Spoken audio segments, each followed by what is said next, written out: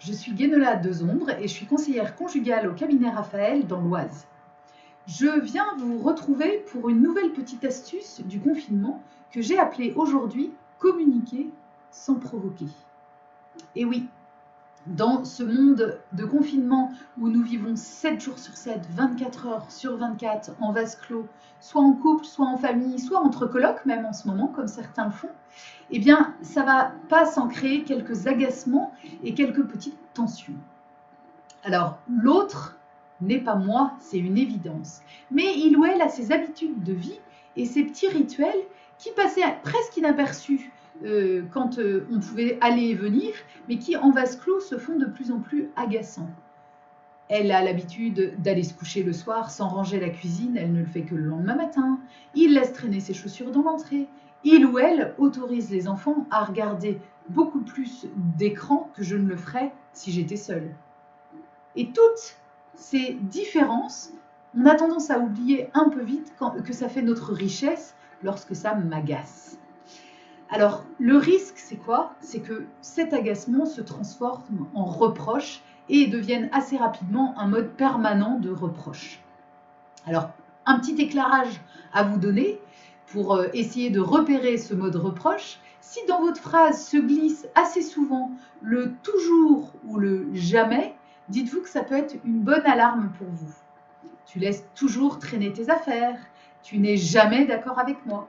Alors, comment faire pour ne pas mettre à mal notre relation et ne pas passer pour le rabat-joie de service, même si je suis agacée? Je vous propose une petite clé de la communication non violente qui peut paraître toute simple, mais qui n'est pas si facile à utiliser.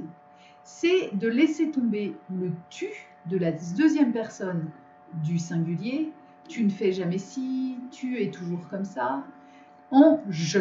De quoi ai-je besoin? Je te le dis. Et ainsi, j'évite les conflits, j'évite les montées dans les tours parce qu'on essaie de se défendre. En effet, le « tu », il va vraiment, à celui qui vous adresse, décocher comme une flèche. Il va l'agresser. Donc forcément, l'autre va vous répondre sur un mode défensif, soit en attaquant, soit en fuyant. Alors pour éviter ce mode de communication qui n'est pas sain et qui ne résoudra rien à votre agacement, je vous propose d'essayer le « je ». Le « je » va vous permettre d'exprimer en vérité votre besoin. Pour finir, je vais vous donner cet exemple que j'ai vécu en conseil conjugal la semaine dernière avec un couple dont l'un est en télétravail et l'autre au chômage technique en ce moment. Et ils vivent ce rythme décalé avec beaucoup de difficultés. Et celui qui est au chômage technique disait à l'autre, eh bien écoute, ça m'énerve, malgré ce changement, ce confinement, tu travailles toujours autant le soir et en fait on ne se voit pas. Et je lui ai proposé à ce conjoint de pouvoir dire en « je » ce qu'il devait exprimer, ce qu'il venait d'exprimer.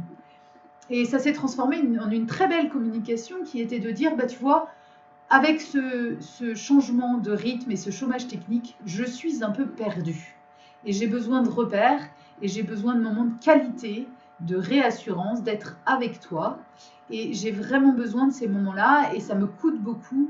Voilà, on manque de temps ensemble. Accepterais-tu de passer des moments de qualité avec moi, notamment en fin de journée, quand vraiment la journée m'a semblé longue?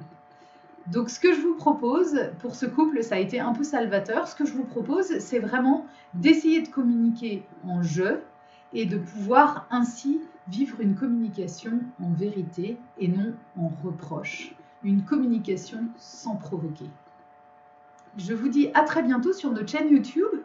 N'hésitez pas à vous y abonner et je vous souhaite une très belle journée.